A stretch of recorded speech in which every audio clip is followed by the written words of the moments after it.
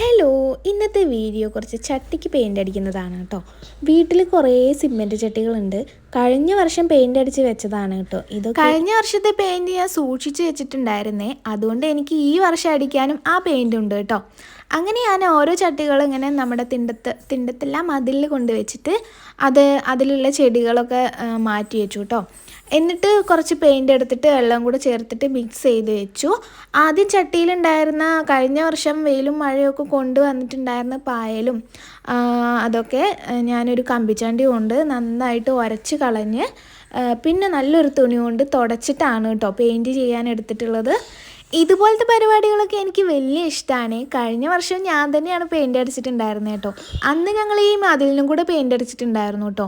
ഈ വർഷം ആകുമ്പോഴേക്കും കണ്ടോ മതിലിൻ്റെ കോലം ഒരു വർഷം കൊണ്ട് തന്നെ ഇതുപോലെ ആയിട്ടോ. എന്തായാലും ഈ വർഷം മതിലിനൊന്നും പെയിൻ്റ് അടിക്കുന്നില്ല, എന്നാൽ പിന്നെ ചട്ടികളൊക്കെ വൃത്തിയാക്കി വെക്കാമെന്ന് വിചാരിച്ചു. വലിയ കാര്യമായിട്ട് ചട്ടിക്കൊക്കെ പെയിൻ്റ് അടിക്കുന്നുണ്ടെങ്കിലും ഈ ചട്ടിയിൽ വെക്കാനുള്ള ചെടികളൊന്നും ഇവിടെ ഇല്ല കേട്ടോ.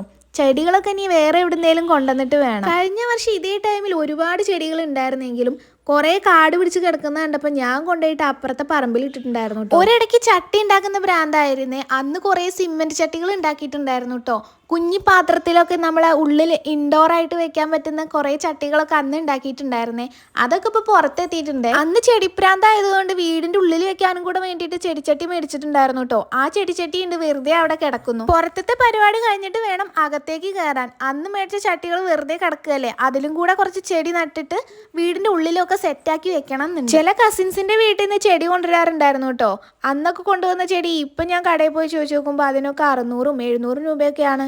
കഴിഞ്ഞ വർഷം ഞാൻ സിമെന്റ് കൊണ്ട് ഉണ്ടാക്കിയിട്ടുള്ള ചട്ടിയാണ് ഇത്.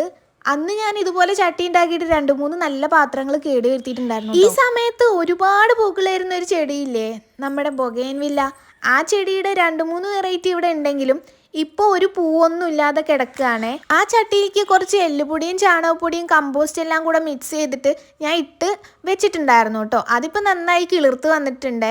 അങ്ങനെ ഒരു 5-6 ചട്ടികൾക്ക് ഞാൻ പെയിൻ്റ് അടിച്ചു കേട്ടോ. പിന്നെ ഞാൻ ക്ഷീണിച്ചു, ഇനി ബാക്കി നാളെ അടിക്കാമെന്ന് വിചാരിച്ചു കേട്ടോ. അടിച്ച ചട്ടികളും ഇനി അടിക്കാൻ ബാക്കിയുള്ള ചട്ടികളും കൂടെ ഞാൻ ആ മതിലുമ നിരത്തി വെക്കാമെന്ന് വിചാരിച്ചു. അങ്ങനെ ഇപ്പോൾ ആ ബൊഗൈൻവില്ലയുടെ വെറൈറ്റികളാണ് ആ തലക്ക് കൂടെ വെച്ചുകൊണ്ടിരിക്കുന്നത് കേട്ടോ. അതിലൊന്നും പെയിൻ്റ് അടിച്ചിട്ടില്ല. ഇന്ന് ലോലോസ് ചായ കുടിക്കാതെയാണ് കേട്ടോ കളിക്കാൻ പോയിട്ടുള്ളത്. അപ്പോൾ അവൾ വന്നിട്ടുണ്ട്. അവൾക്ക് വേണ്ടിയിട്ട് ഞാൻ ചക്കരക്കിഴങ്ങ് പുഴുങ്ങി വെച്ചിട്ടുണ്ട് കേട്ടോ. അപ്പോൾ അതും പാലും കൂടെ ഞാൻ അവൾക്ക് എടുത്ത് കൊടുക്കട്ടെ. അങ്ങനെ ഇന്നത്തെ ചെടിപ്പരിപാടിയൊക്കെ ഇവിടെ കഴിഞ്ഞു. ഇനി ബാക്കി നമുക്ക് നാളത്തെ വീഡിയോയിൽ കാണാം കേട്ടോ. ഇനിയും നിന്ന് അമ്മ വന്നാൽ എനിക്ക് നല്ല ചീത്ത കേൾക്കും. അടുക്കളയിൽ ഒരുപാട് പണി ബാക്കി കിടക്കുകയാണേ. നാളത്തേക്ക് ഒരുപാട് കാര്യങ്ങൾ പ്ലാൻ ചെയ്ത് വെച്ചിട്ടുണ്ട്. അപ്പോൾ ഇന്നത്തെ വീഡിയോ ഇവിടെ അവസാനിക്കുകയാണ്. നമ്മുടെ വീഡിയോ ഇഷ്ടമാവുകയാണെങ്കിൽ ലൈക്ക് ചെയ്യാനും സപ്പോർട്ട് ചെയ്യാനും മറക്കല്ലേ.